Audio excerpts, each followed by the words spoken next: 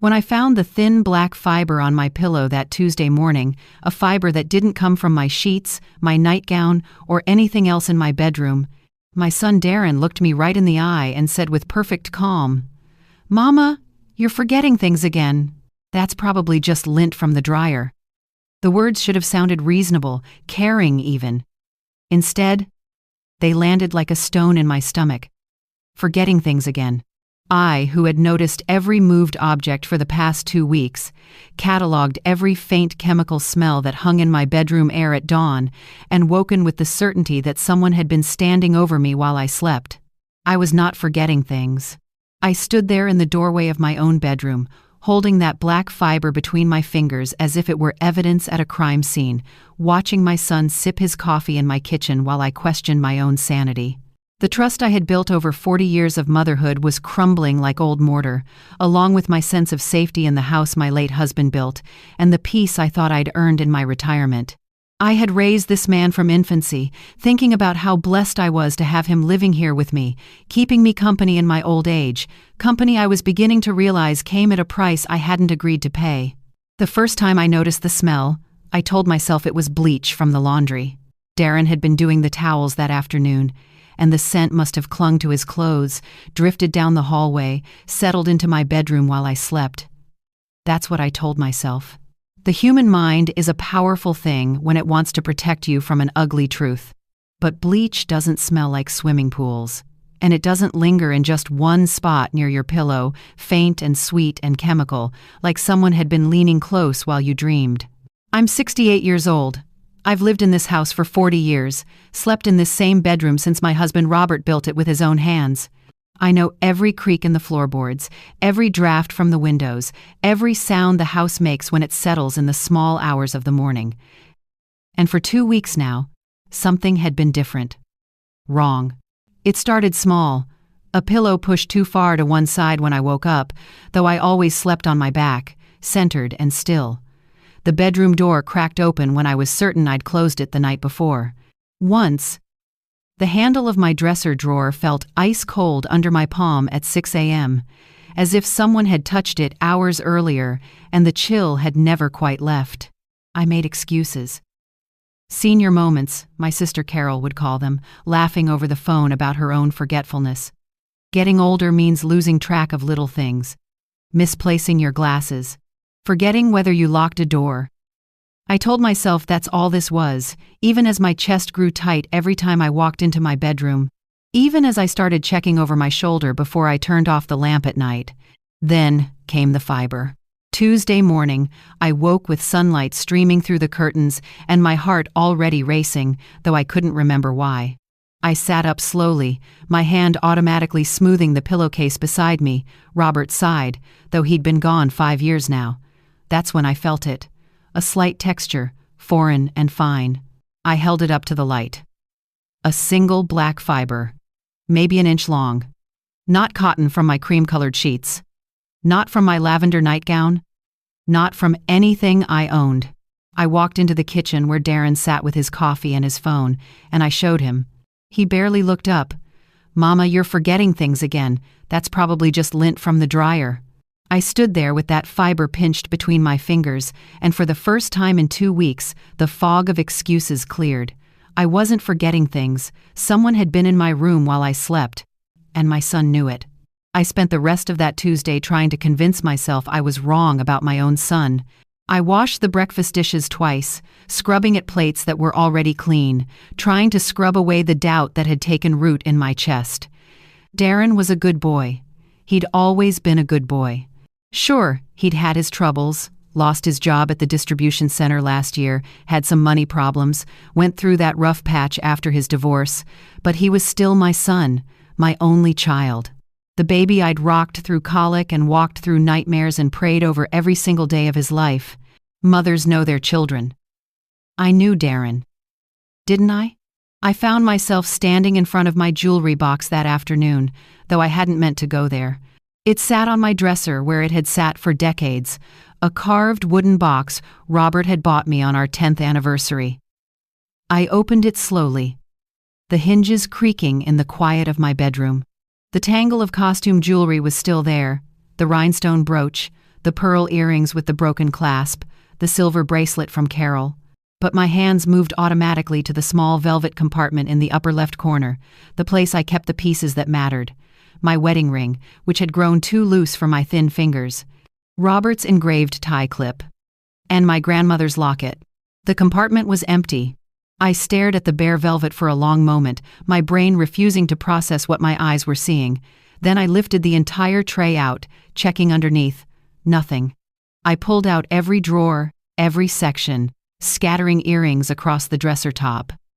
I checked the floor, thinking maybe it had fallen. I checked my nightstand drawer, my bathroom counter, even the pockets of the dress I'd worn to church on Sunday. The locket was gone. My grandmother had worn that locket every day of her adult life.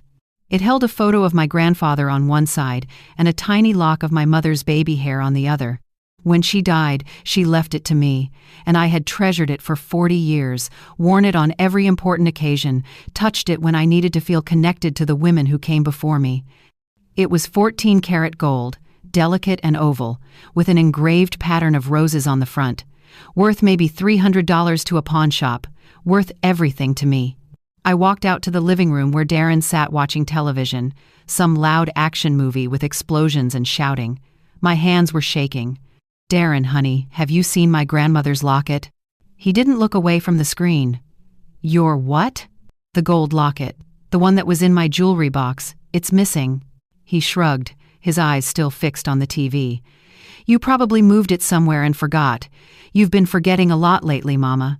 There it was again, that same phrase he'd used this morning, forgetting things.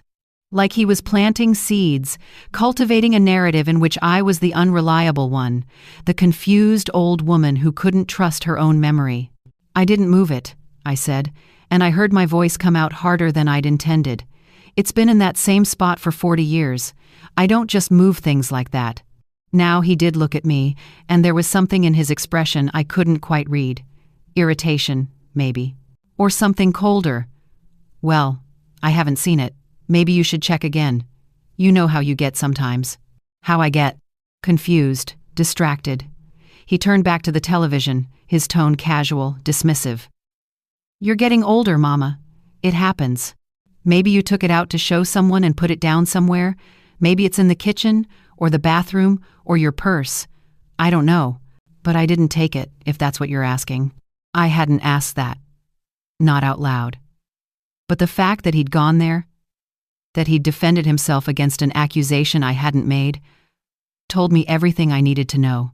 I stood there in my own living room, watching my son sprawl across the sofa I'd bought when he moved in with me, the sofa in the house I'd opened to him when he had nowhere else to go, and I felt something shift inside me.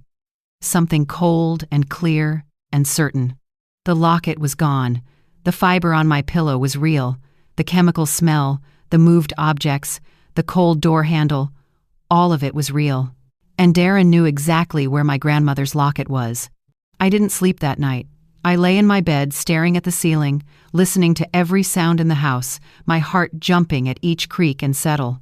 Around 2 a.m, I heard footsteps in the hallway. Slow, careful footsteps that paused outside my door. I held my breath, my body rigid under the covers, my eyes squeezed shut like a child pretending to be asleep. The door handle never turned, but I felt it, that presence on the other side of the door, waiting, listening. After what felt like hours, the footsteps retreated. By the time morning came, I had made my decision. I needed proof, not for the police, not yet, for myself. I needed to see with my own eyes what was happening in my bedroom while I slept, needed to silence the small, desperate voice in my head that kept whispering, "Maybe you're wrong. Maybe he's right. Maybe you are just a confused old woman losing her grip on reality." Wednesday morning, I waited until Darren left for his job interview, at least that's where he said he was going, and then I got dressed in my good navy slacks and my church blouse. When he came back around noon, I was putting on my earrings in the hallway mirror. "I'm heading out to the women's auxiliary meeting at church," I told him, keeping my voice light and casual. "We're planning the Easter bake sale. I'll probably be gone a few hours." He barely looked up from his phone. "Okay, Mama. Drive safe." I drove to the big box electronics store on Highway 49, the one next to the grocery store I'd shopped at for 30 years. I'd never been inside the electronics store before. Robert had handled all that kind of thing when he was alive, and after he passed, I'd simply avoided it. The fluorescent lights were too bright, the aisles too wide, and everywhere I looked there were gadgets and devices I didn't understand. A young man with a name tag that said Brandon approached me with an eager smile. "Can I help you find something today, ma'am?" I had rehearsed this part in the car. "I need a security camera, a hidden one, for inside my home." If he thought it was strange, he didn't show it. "Sure thing. Are you looking to monitor a caregiver, or is this more general home security?" "It needs to look like something else," I said carefully, "something that wouldn't seem out of place in a bedroom, and it needs to record at night, in the dark." He led me to an aisle filled with small cameras disguised as everyday objects: smoke detectors, USB chargers, picture frames, alarm clocks. He explained features I barely understood: night vision, motion activation, wireless connectivity, cloud storage. I felt my age acutely, standing there with my purse clutched against my side while this boy young enough to be my grandson rattled off technical specifications. "This one's our best seller for indoor monitoring," he said, holding up a digital clock radio with a subtle camera lens hidden behind the display. "It records in 1080p, has excellent night vision, and you can view the footage on your phone or computer. Battery backup in case of power outage. Motion activated so it doesn't waste storage space." "I'll take it," I said. He blinked. "Don't you want to know the price?" "I'll take it," I repeated. $149. I paid in cash, not wanting the charge to show up on the bank statement Darren sometimes looked at when he helped me with my bills. The box was smaller than I expected, plain and unmarked.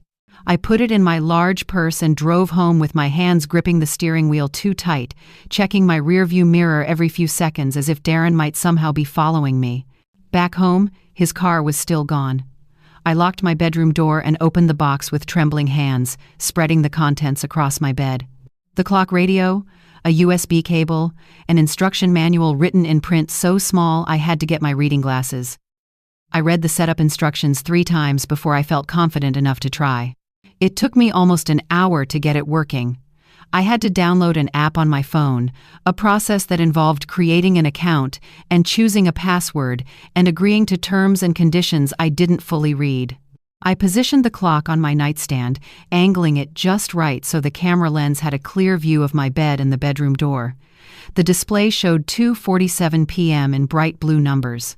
It looked completely innocent, exactly like any other clock radio an elderly woman might have on her nightstand. I tested the angle by lying down in bed, then getting up to check the phone app, then adjusting the clock and trying again. I must have done this a dozen times, terrified I'd get it wrong, terrified the one night I needed it to work would be the night the angle was off or the battery died or I'd somehow fumbled the technology. Finally, satisfied, I stood back and looked at my bedroom with new eyes. The camera was invisible, just another mundane object in a room full of them. No one would ever know. Tonight, I would have my proof. That night, I went through my usual routine as if nothing had changed. I made dinner, baked chicken and green beans, Darren's favorite. We ate in front of the television like we did most nights, him scrolling through his phone between bites, me pretending to watch whatever show he'd put on. I washed the dishes. I took my blood pressure medication with a glass of water. I told him good night at 9:30, same as always. In my bedroom, I changed into my nightgown with the door locked, my movements careful and deliberate. The clock radio sat on my nightstand, its blue numbers glowing innocuously. 2:47 p.m., it still said. I'd been too afraid to figure out how to set the correct time, worried I'd somehow disable the camera in the process. It didn't matter. The camera was recording. That's all that mattered. I got into bed and turned off the lamp, and then I lay there in the darkness, rigid and alert, listening. My eyes were closed, but I wasn't sleeping. I was performing sleep, the way actors perform death in the movies. Slow, steady breathing, body still. I wondered if Darren could tell the difference. I wondered if he'd been watching me long enough to know my real sleep patterns, the way I sometimes snored softly or shifted positions in the night. The hours crawled by. 10 o'clock. 11. Midnight. My back began to ache from lying so still. I heard Darren moving around the house, the sounds I'd grown so accustomed to. The bathroom door, the refrigerator opening, the creak of his bedroom door down the hall. Then, silence. I must have actually fallen asleep at some point, because I woke with a start to find pale dawn light seeping around my curtains. My phone said 6:23 a.m. I'd made it through the night. I waited until I heard Darren's shower running before I sat up and reached for my phone with shaking hands. The app icon looked like a tiny shield. I tapped it, my heart hammering so hard I could feel it in my throat. The footage was there, organized by date and time, each motion-triggered clip a separate file. I pulled my reading glasses from the nightstand and held the phone close to my face. The first clip, stamped 10:47 p.m., showed my empty bedroom, the angle exactly as I'd set it. Just my bed with the covers pulled back on one side, my dresser in the background, the door closed. 30 seconds of nothing, triggered by what must have been me settling into bed. The second clip, 11:52 p.m., the same empty room. Maybe I'd shifted position, set off the motion sensor. Third clip, 1:33 a.m. Still nothing. I was beginning to think the whole night had been wasted, that maybe I really was just a paranoid old woman jumping at shadows when I saw the timestamp on the fourth clip, 2:17 a.m. The footage began the same way, my bedroom, peaceful and still in the grainy green-gray of night vision. I could see myself in the bed, a motionless form under the covers. Then, at the 6-second mark, the door opened. My breath caught in my throat. A figure stepped into the room, backlit by the dim hallway light for just a moment before closing the door softly behind him. Even in the dark, even in the strange, colorless tones of the night vision, I knew the shape of him, the height, the build, the way he moved. My son. Darren stood just inside the door for almost 20 seconds, completely still, watching me sleep. I could see his head turn toward the bed, though I couldn't make out his expression in the darkness. The casual surveillance of it, the patience, made my skin crawl. Then he moved. Not toward the bed, that might have been somehow less terrible, might have been explained away as a concerned son checking on his elderly mother. No, he moved with purpose to my dresser. I watched him open the top drawer slowly, carefully, his movements economical and practiced. He wasn't fumbling or searching. He knew exactly what he was looking for. His hand emerged with something small. Though I couldn't tell what it was in the dark, he slipped it into his pocket. Then he moved to my closet, opened it without a sound, and I watched him run his hands along the shelf where I kept my purse and my important documents. He was searching my room. Systematically. Methodically. While I slept 3 feet away. The clip showed him moving around my bedroom for 4 minutes and 37 seconds. He checked my nightstand drawer, the one where I kept nothing but old reading glasses and hand lotion, though he didn't know that. He stood over my bed again, looking down at me for a long moment that made my hands shake so badly I almost dropped the phone. Then he left, closing the door behind him with the same soft care he'd used to open it. The footage ended. I sat there in my bed, in the morning light, staring at the paused image on my phone screen, my son's shadowy figure frozen mid-step in my bedroom. All the excuses I'd made, all the rationalizations I'd constructed to protect him and protect myself from this truth, crumbled to dust. This wasn't the first time. The practiced ease of his movements told me that. He'd done this before, many times before. My son had been entering my room while I slept, going through my belongings, taking what he wanted, and I had no idea what he might do next. I should have confronted him that morning. A braver woman would have marched out of her bedroom with that phone in hand and demanded answers. But I wasn't brave. I was terrified. And some instinct I didn't fully understand told me to stay quiet, to watch and wait, to gather more evidence before I made a move I couldn't take back. So I deleted the app from my phone's home screen, not the app itself, just the icon, burying it deep in a folder where Darren wouldn't see it if he happened to glance at my phone. I got dressed. I made coffee. When he came into the kitchen, showered and smiling, asking what I wanted for breakfast, I smiled back and said toast would be fine. We were playing roles now, both of us. He was the dutiful son, I was the oblivious mother. And underneath our pleasant morning routine, a dark current ran that neither of us acknowledged. That day lasted forever. I couldn't sit still, couldn't focus on my crossword puzzle or my television shows. I kept thinking about the footage, about the casual way he'd moved through my room, the entitlement in every gesture. I thought about my grandmother's locket, probably already sold to some pawn shop for a fraction of its worth. I thought about what else he might have taken that I hadn't noticed yet. Mostly, I thought about the way he'd stood over my bed, looking down at me while I slept. Thursday night came. I went through the same routine: dinner, dishes, medication, good night. I lay in the dark again, performing sleep, though this time I was so exhausted from the previous sleepless night that the performance became reality somewhere around 11 o'clock. Friday morning, I woke to sunlight and the sound of Darren's voice in the kitchen, talking on the phone to someone about a job opportunity. I waited until I heard the front door close, until I heard his car start and pull out of the driveway, before I reached for my phone. My hands were steadier this time. I knew what I was looking for now. The first few clips showed nothing unusual, just me sleeping, the motion sensor triggered by my occasional movements in the night. Then came the clip stamped 2:43 a.m., and my blood turned to ice. The door opened. Darren entered, the same silent choreography as the night before. But this time, he didn't go to the dresser or the closet. This time, he came directly to my nightstand. I watched him open the drawer, the one where I kept my reading glasses, my hand lotion, and my weekly pill organizer, a plastic container with 7 compartments, each one labeled with a day of the week. Each one filled every Sunday with the medications that kept me alive.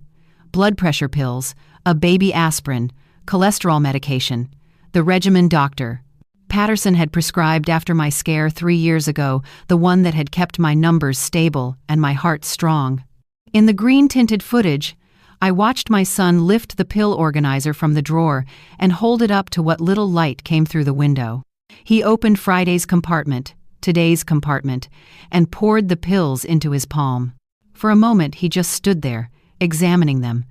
Then he reached into his pocket and pulled out something small, a bottle of some kind, though I couldn't make out the label in the darkness.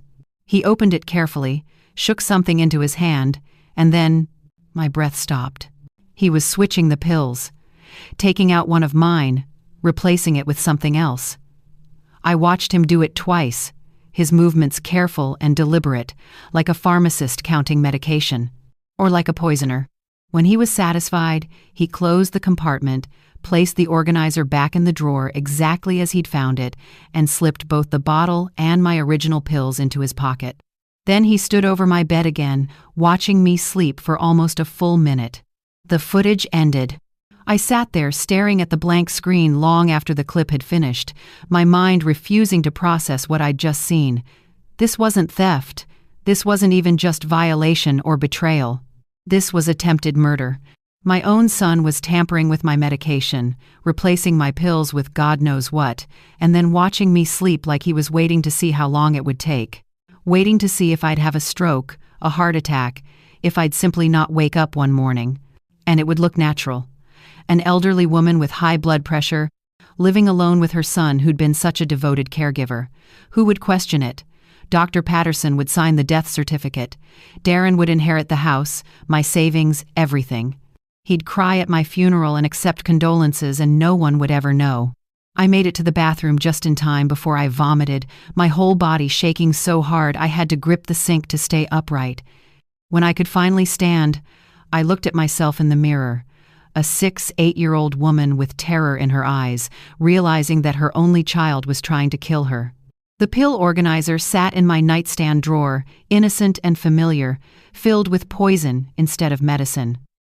I'd taken this morning's dose 2 hours ago, right after I woke up.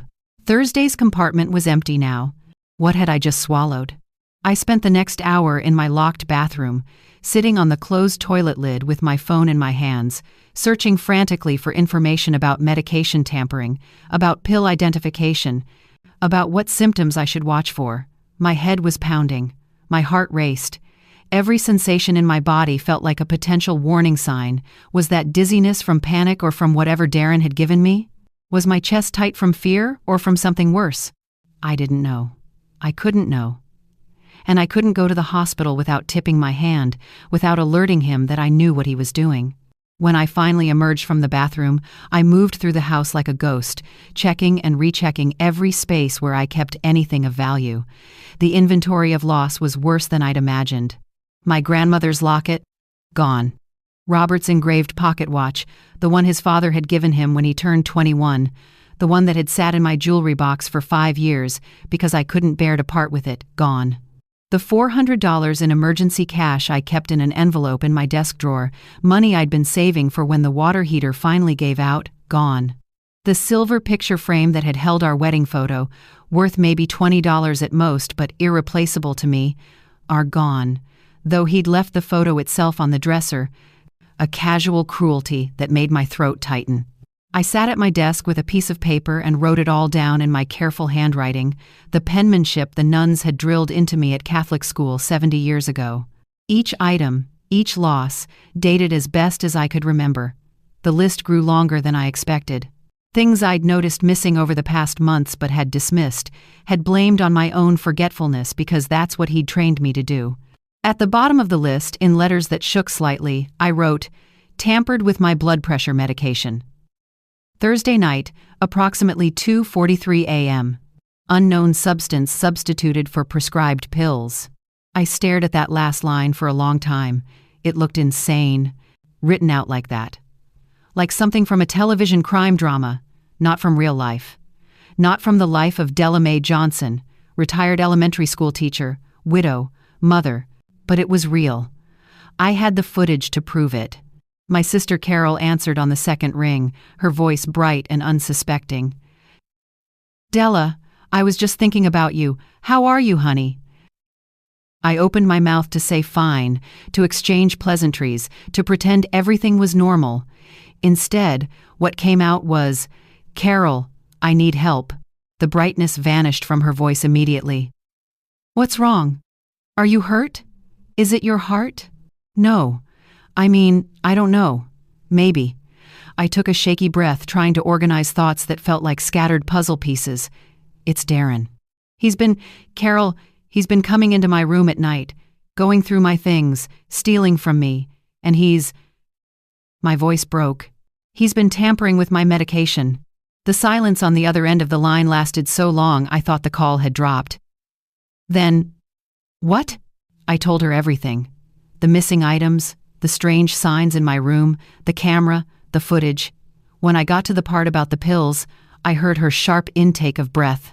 "You need to call the police right now, right this second, Della Mae." "I can't, not yet. I don't have everything I need. He's not home right now, but he'll be back soon, and if I call the police and they can't, if they don't believe me, or if they let him go," I couldn't finish the sentence. We both knew what happened to women who accused their abusers and failed to make it stick. "Then what do you need from me?" Carol's voice had gone hard and practical, the tone she used to use when her kids were small and there was a crisis that needed handling. "Can you come get me?" "Not today. I need a few more days to document everything, to make copies of the footage, to build a case that's airtight. But when I'm ready, when I call you, can you come? I can be there in 3 hours. Less if I speed." "And can you?" I felt foolish asking, but I asked anyway. "Can you look up pill identification? I don't know what he gave me. I took it this morning before I saw the footage. I need to know if I should be worried." She was already typing. I could hear the keyboard clicking. "Describe the pills to me. Shape, color, any markings." I closed my eyes, trying to remember the contents of today's compartment before I'd swallowed them. Small, round, white. I thought they were my blood pressure pills, but now I don't. "I'm sending you a link," Carol interrupted. "It's a pill identifier database. You can search by shape and color. Do it now, Della. If you need to go to the ER, you need to go now." After we hung up, I spent 20 minutes with that database, my reading glasses sliding down my nose as I scrolled through hundreds of images. But without a clearer look at the pills, without knowing what markings they might have had, I couldn't be certain of anything. What I could do was secure the evidence I already had. I found an old flash drive in Robert's desk drawer, one he'd used for work files years ago. It took me 3 tries to figure out how to transfer the video files from my phone to my laptop to the drive. My hands clumsy with fear and urgency. But finally, I had it. 2 nights of footage, dated and saved, backed up in a place Darren would never think to look. I put the flash drive in my purse. Then, I added the handwritten inventory and Carol's phone number on a piece of paper labeled Emergency Contact. If something happened to me, if the pills did what I feared they might, at least there would be evidence. At least someone would know the truth. I spent the weekend planning. Darren noticed nothing. Or if he did, he said nothing. We existed in the house like 2 actors who'd forgotten their lines, going through the motions of normalcy while something rotten festered beneath the surface. I cooked, he ate, I smiled, he smiled back. And every night, I dumped the contents of my pill organizer down the toilet before he could watch me take them, refilling the compartments with Tylenol from a bottle I kept hidden in my bathroom cabinet. Monday morning, after Darren left for what he said was a job interview, I made my calls. The first was to David Brennan, the lawyer who'd handled Robert's estate. I'd known David for 20 years. Our kids had gone to school together. When I explained what I needed, carefully, clinically, without letting my voice shake, there was a long pause on his end of the line. "Delamay, this is a police matter. You need to—" "I will go to the police," I interrupted, "but I need to do this right. I need him to incriminate himself, on record, in a way that leaves no room for doubt. Can you help me or not?" Another pause. Then, "What exactly are you asking me to do?" "I need a witness, someone official, someone who can testify that they heard what he said, saw what he did. Can you arrange that?" It took 3 more calls, David conferencing and people I didn't know, people with titles like victim advocate and detective. But by noon, I had what I needed. A police officer would be parked outside my house Tuesday afternoon at 2 o'clock, not in a patrol car, but in an unmarked sedan. A social worker named Patricia Hendricks would be with him. They would wait for my signal, a specific phrase I was to say if things went according to plan. The phrase was, "I think I need to update my will." It felt surreal, standing in my kitchen with my cell phone pressed to my ear, rehearsing coded phrases with strangers who were being paid to protect me from my own son. But this was my life now. This was what it had come to. Tuesday morning, I went through my routine with mechanical precision. I made breakfast, scrambled eggs, toast, coffee. Darren ate quickly, scrolling through his phone, barely looking at me. Good. I needed him distracted, unsuspecting. At 1:30, I checked my phone. A text from David. "They're in position." I took a deep breath and walked into the living room where Darren sat watching television. My heart was hammering so hard I thought he must be able to hear it. "Darren, honey?" "I'm not feeling well." He glanced up, mildly annoyed at the interruption. "What's wrong?" "I don't know. I feel strange, dizzy, and my chest feels tight." I put my hand over my heart, the gesture not entirely performance.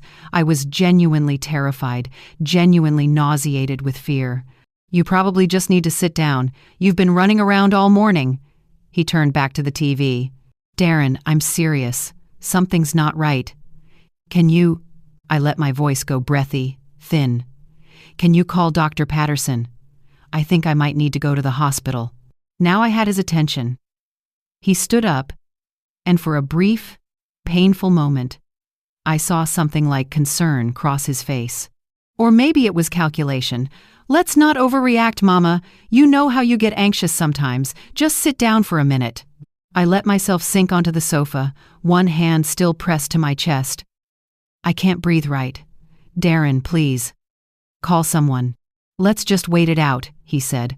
And there it was, the confirmation I needed, the evidence that he wanted me incapacitated, wanted me to suffer through whatever crisis might be coming. "You're probably just having a panic attack. Remember last year when you thought you were having a heart attack and it turned out to be indigestion?"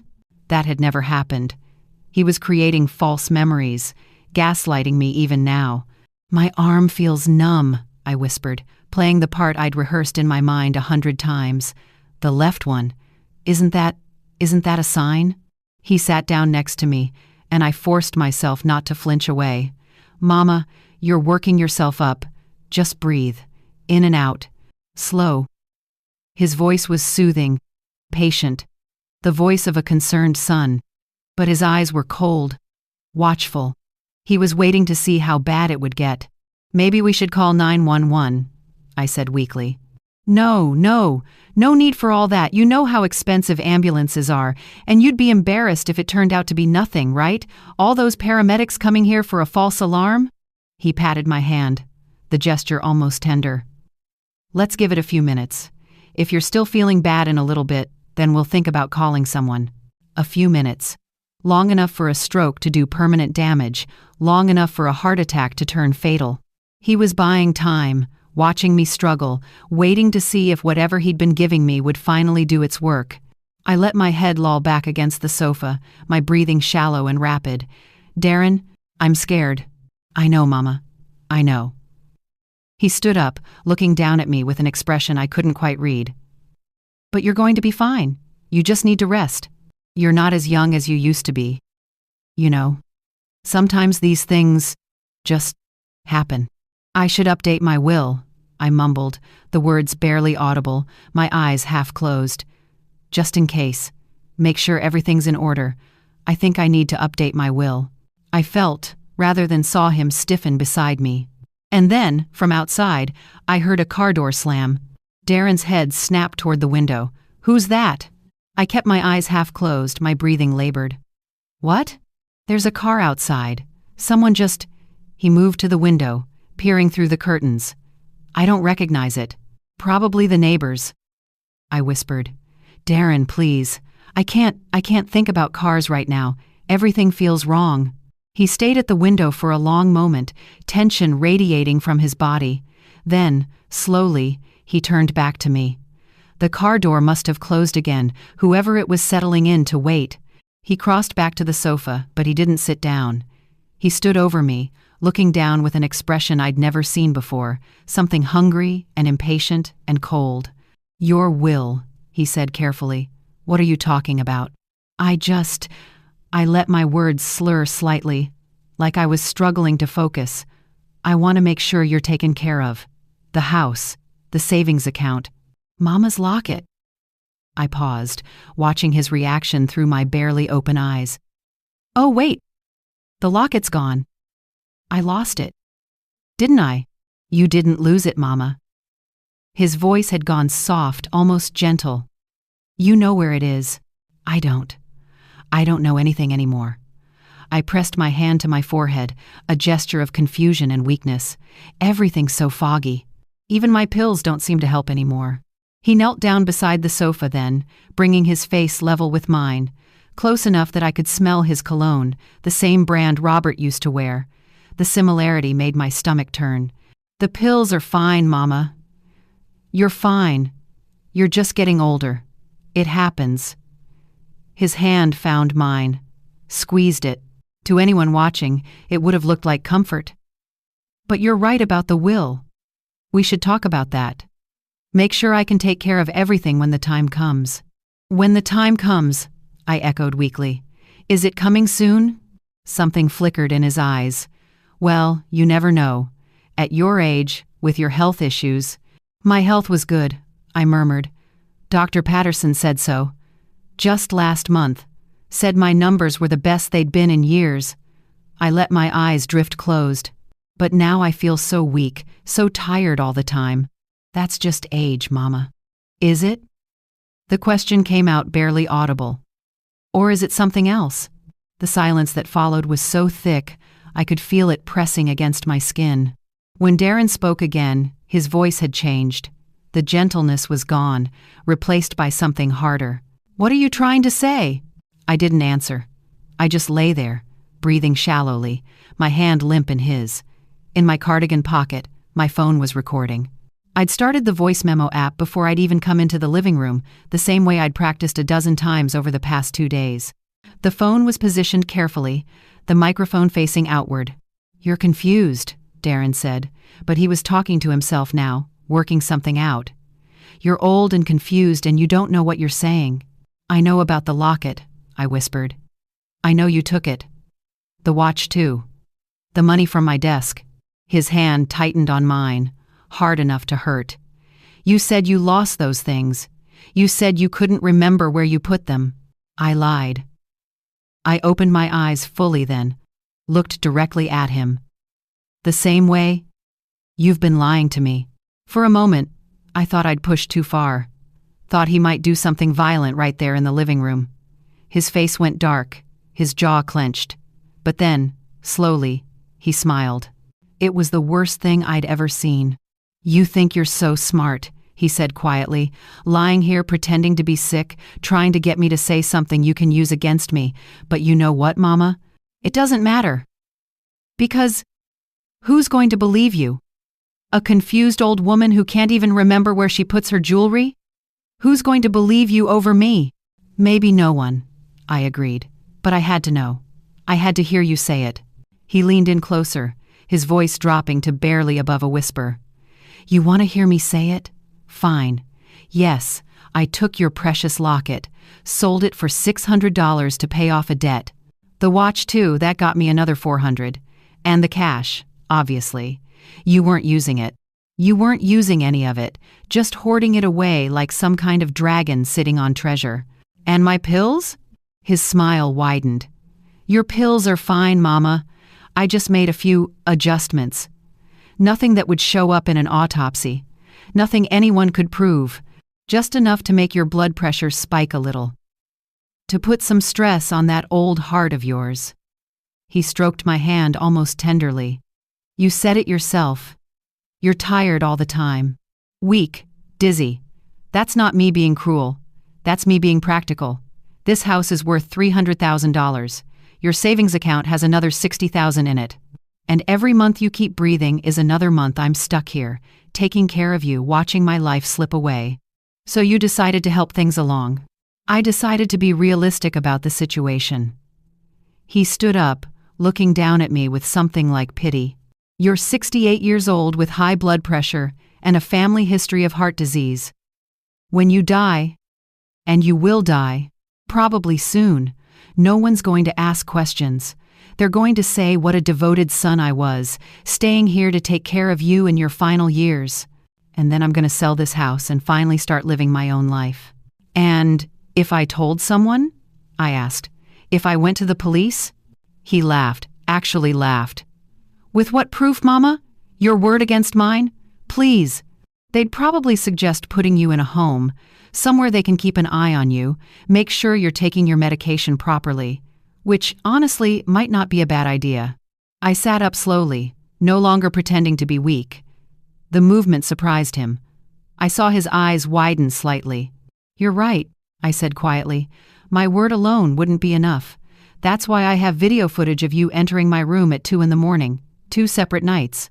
Clear footage of you going through my belongings and tampering with my medication. I pulled my phone from my pocket, held it up so he could see the recording app, the timer showing 15 minutes and counting. And now I have this. The color drained from his face. The people in that car outside? I continued, my voice steady now, strong. They're waiting for me to give them a signal, which I already did when I mentioned my will. They've probably already heard enough, but I wanted to hear it myself. I needed to know if the boy I raised was truly gone. Darren stumbled backward, his mouth opening and closing like he couldn't find words. He is, I said softly. That sweet boy is gone, and all that's left is you. If you're gripped by my story so far, don't let the adventure end. Hit the like button now, share, subscribe, and let's get this to 1 million views together. The knock on the door came exactly on cue, 3 sharp raps that echoed through the living room like gunshots. Darren's head whipped toward the sound, then back to me, his face cycling through emotions too quickly to name: shock, fury, fear, calculation. Don't, I said quietly, as he took a step toward the hallway, toward the back door, toward whatever escape route his panicked mind was conjuring. There's no point. The knock came again, harder this time, and a woman's voice called out, Mrs. Johnson? This is Patricia Hendricks with Family Services. We spoke on the phone. I'm here with Officer Morrison. We need to come in. I stood up from the sofa, my legs steady beneath me. No trace of the weakness I'd performed so convincingly just moments ago. Darren stared at me like I'd risen from the dead. "You set me up," he said, his voice hoarse with disbelief. "Your own son. You set me up." "I protected myself," I corrected, walking past him toward the front door. "There's a difference." I opened the door to find Patricia Hendricks exactly as I'd imagined her. A woman in her 40s with kind eyes and a no-nonsense posture, holding an official-looking badge. Beside her stood Officer Morrison, younger than I'd expected, his hand resting casually near his belt in a way that suggested he was ready for trouble. "Mrs. Johnson," Patricia said gently, "are you all right?" "I am now," I said, stepping back to let them in. "Thank you for coming."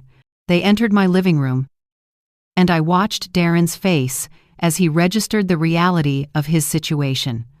2 official witnesses, a recording, video evidence, the carefully constructed house of cards he'd built, the narrative of the confused old mother and her devoted son collapsing in real time. "Darren Johnson." Officer Morrison's voice was professional, neutral. "We'd like to ask you a few questions. I don't have to answer anything." Darren's hands clenched into fists at his sides. "This is entrapment. She tricked me into saying things." "You confessed to theft and attempted murder," I interrupted, my voice cutting through his protests like a blade. "On recording. After weeks of entering my bedroom while I slept, stealing my family heirlooms, and tampering with my medication. There's no trick here, Darren. Just the truth." Patricia had moved to stand beside me, a subtle positioning that made it clear whose side she was on. "Mr. Johnson, I'm going to need you to remain calm." Officer Morrison and I have been listening to the conversation through Mrs. Johnson's phone, which she connected to our device outside. We've heard everything said in the last 20 minutes. "That's illegal." "It's not," Officer Morrison said flatly. "This is your mother's home. She has every right to record conversations that take place in it, especially when she has reasonable suspicion that a crime is being committed against her." Darren's eyes found mine, and in them I saw a desperation that might have moved me a week ago. Might have made me reconsider, might have made me offer him one more chance, one more opportunity to be the son I'd always wanted him to be. But I'd seen the footage. I'd heard his confession. I knew what he was capable of. "Mama, please," he said, and his voice cracked on the word.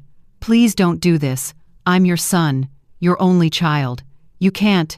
"The sweet boy I raised is gone," I said, and I heard my voice steady and clear, without tears, without hesitation. "I looked for him. I hoped I'd find him somewhere in you, even after everything. But he's not there anymore. All that's left is a thief who was willing to kill his own mother for a house and some savings." "I wasn't going to kill you. You were poisoning me," I said simply, systematically, patiently. "What would you call that?" He had no answer. We both knew what it was. Officer Morrison stepped forward, one hand moving to the handcuffs on his belt. "Mr. Johnson, I'm going to need you to come with me. We have some questions down at the station, and based on what we've heard today and the evidence Mrs. Johnson has provided, we'll be filing formal charges." "What charges?" Darren's voice had gone high and thin, childlike. "For now, theft and elder abuse. Depending on what's found in your mother's medication and what the lab analysis shows, we may be adding attempted murder." The officer's tone was matter-of-fact, like he was reading a grocery list. "You have the right to remain silent." "Mama, stop this!" Darren lurched toward me, and Patricia moved smoothly between us, her body a barrier. "Tell them it was a misunderstanding. Tell them you're confused, that you made a mistake." "I'm not confused," I said quietly. "I haven't been confused about a single thing. That's what you could never understand, Darren. You thought I was weak, thought I was stupid, thought I wouldn't notice or wouldn't care or wouldn't do anything about it." I held up my phone, the recording still running. "You were wrong." Officer Morrison had his handcuffs out now, moving toward Darren with practiced efficiency.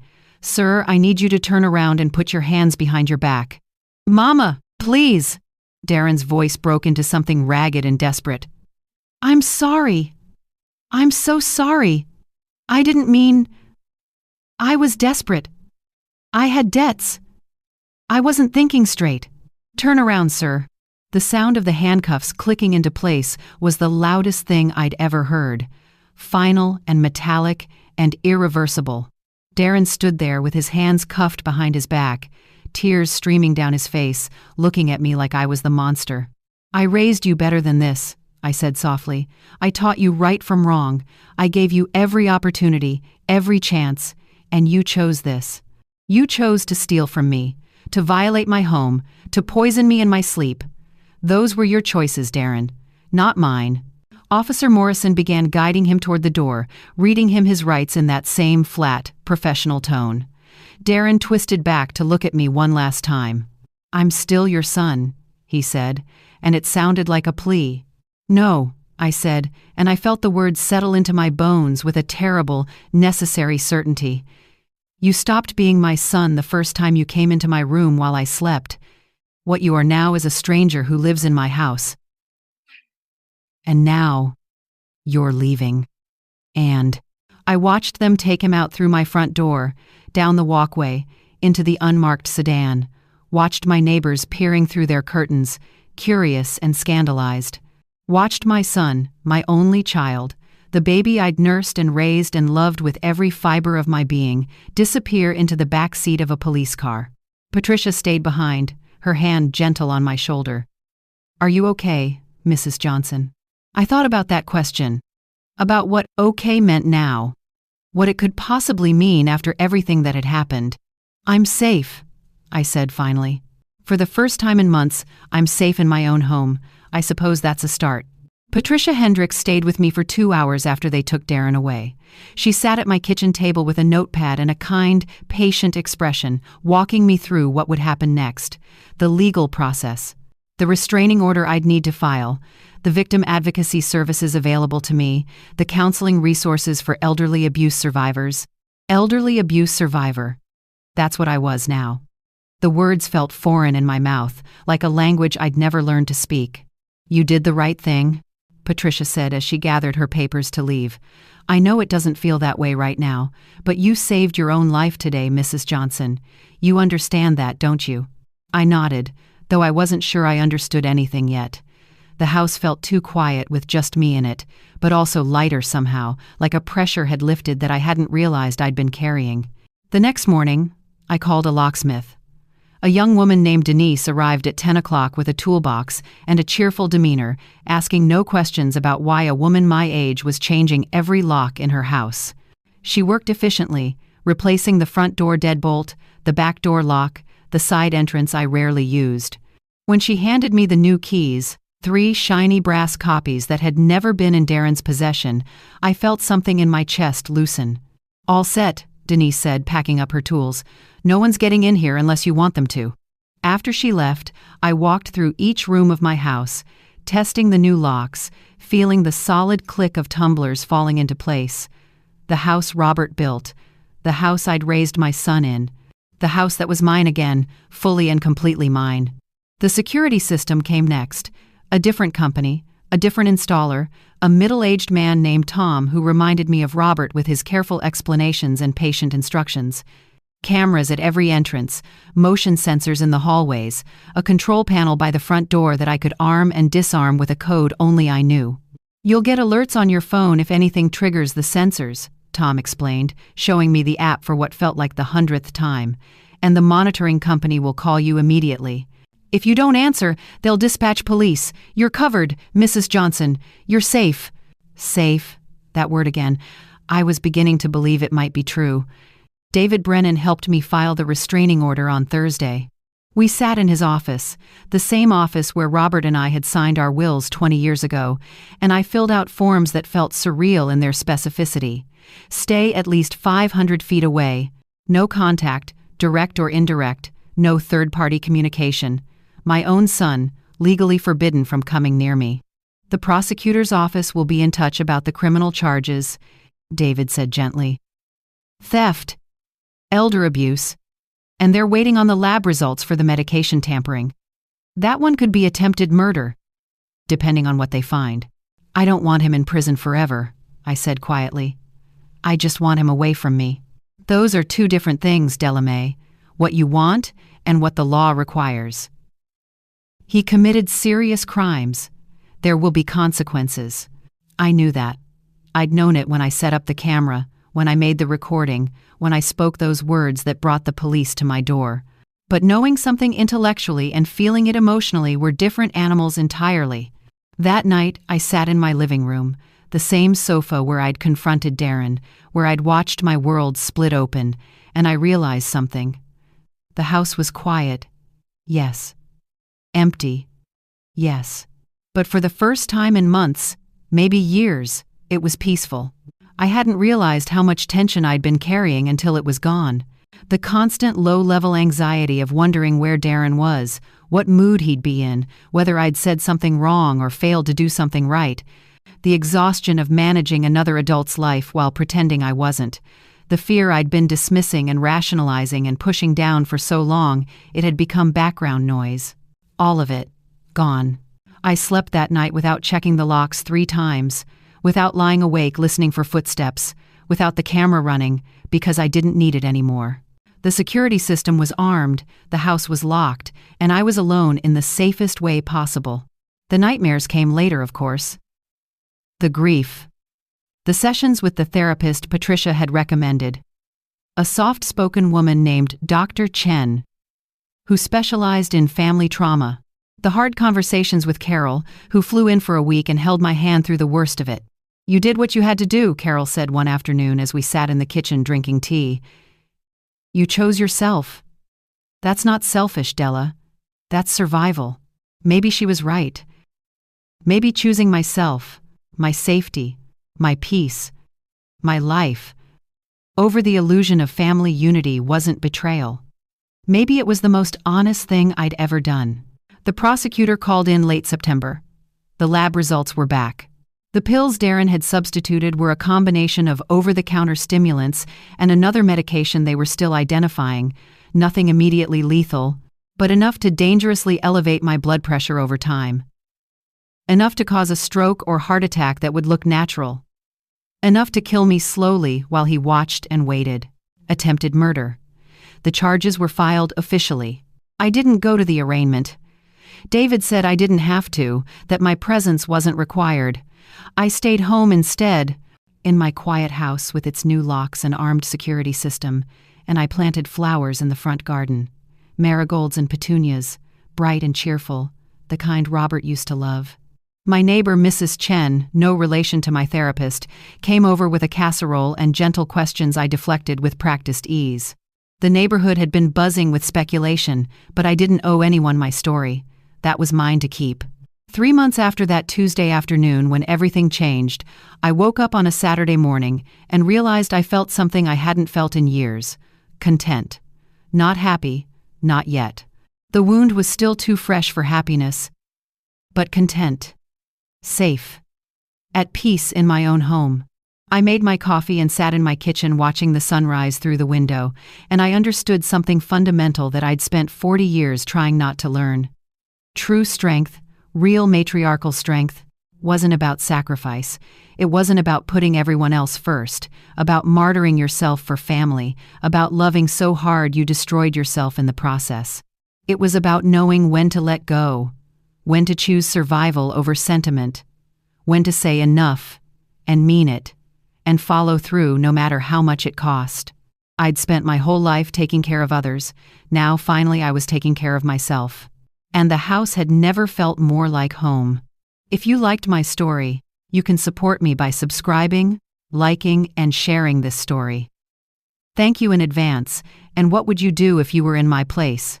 I would love to hear your opinion, so please share it with me in the comments. I'm always curious about what you all think, and also write me where you heard this story. For more stories like this, like the video and subscribe to my channel. There are many other stories waiting for you. With heartfelt greetings. Until next time.